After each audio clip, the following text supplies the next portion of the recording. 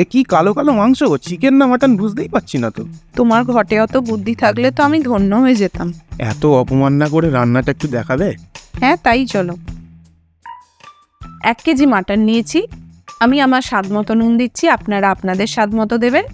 এর মধ্যে দেবো 1/2 কাপ টক দই, 1 টেবিল স্পুন আদা রসুন বাটা। হাত লাগান, ভালো করে মাটনটাকে মালিশ করুন। মালিশ? এটা আবার কি ভাষা? তারপর 1 ঘন্টা ফেলে রাখুন। কিছু মশলাকে ড্রাই রোস্ট করতে হবে। প্রথমেই দিচ্ছি একটা বড় এলাচ, 6টা শুকনো লঙ্কা, 3 টিস্পুন ধনে, গোটা ধনে। হ্যাঁ গোটা, 2 টিস্পুন গোটা জিরে, 9 থেকে 10টি ছোট এলাচ, 6 থেকে 7টা লবঙ্গ, একটা দারচিনির টুকরো।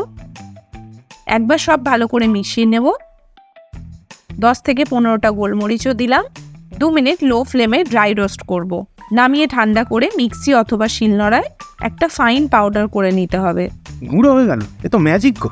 আগে না, এডিট। কড়াতে সর্ষের তেল ও একটু সাদা তেল মিশিয়ে গরম করতে দিলাম। তেল গরম হয়ে গেলে 3টে তেজপাতা ফোড়ন দিলাম। 700 গ্রাম স্লাইস করা পেঁয়াজ দিয়ে দিলাম। ভাজতে হবে ভাজতে হবে, আমাদের দাবি মানতে হবে। এ কি পাগলামো করছো বলো তো? গোলাপি রং এলেই 2 টেবিল স্পুন আদা রসুন বাটা দিয়ে দিলাম। এটাই চিকেন দিয়ে বানালে পেঁয়াজটা আরো বাদামি ভেজে তারপরে আদা রসুন বাটা দেবেন। কাঁচা গন্ধ দূর হওয়া পর্যন্ত ভাজবো। ম্যারিনেট করা মাটন এর মধ্যে ঢেলে দিলাম, আর ম্যারিনেশনটাও এর মধ্যে ঢেলে দিলাম। আগে যে মশলা গুঁড়োটা বানিয়েছিলাম সেখান থেকে 3 টেবিল স্পুন দিয়ে দিলাম। 1/2 টিস্পুন হলুদ, 1 টেবিল স্পুন লঙ্কা গুঁড়ো। সব কিছু ভালো করে মিশিয়ে নিন। এই সময় মাটন থেকে প্রচুর জল বেরোবে। আগে দই দেওয়া ছিল তাই একটাই টমেটো দিলাম। মাটন শুকনো করে তেল ছাড়া পর্যন্ত কষান। দেখুন আমি ছোট কড়া নিয়ে স্ট্রাগল করছি, আপনারা কিন্তু এই ভুলটা করবেন না। সারাদিন অন্যের ভুল ধরলে এরকমই হয়। কি বললে? মাটন কষে গেছে, তেল ছাড়ছে। এই সময় 1 কাপ গরম জল দিয়ে দিলাম। ভালো করে মিক্স করে নেব।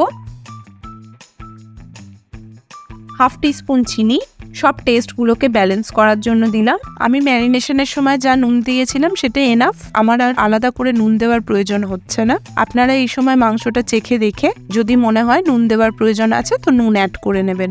আঁচটা কমিয়ে এইভাবে ঢাকা দিয়েই মাটন সেদ্ধ হওয়া পর্যন্ত রান্না করতে হবে। জল একদম শুকনো হয়ে গেলে মাঝে মাঝে একটু করে গরম জল দেবেন। ভালো মাটন হলে 1 থেকে 1.5 ঘন্টা সময় লাগবে পুরো রান্নাটা হতে।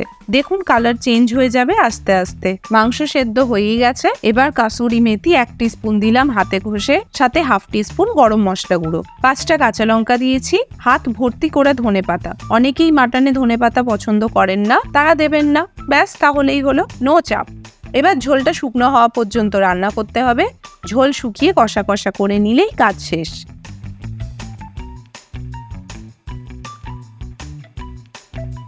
নাও গো, এবার খেয়ে বলো কেমন লাগছে। বাবা এত ভালো করে বললে। ছেড়ে দাও, খেতে হবে না। ও সরি সরি, দাও দাও। না না না, খেতে হবে না, ছেড়ে দাও। আমি খাই। হ্যাঁ তুই খা ঘটলু। বন্ধুরা টাটা।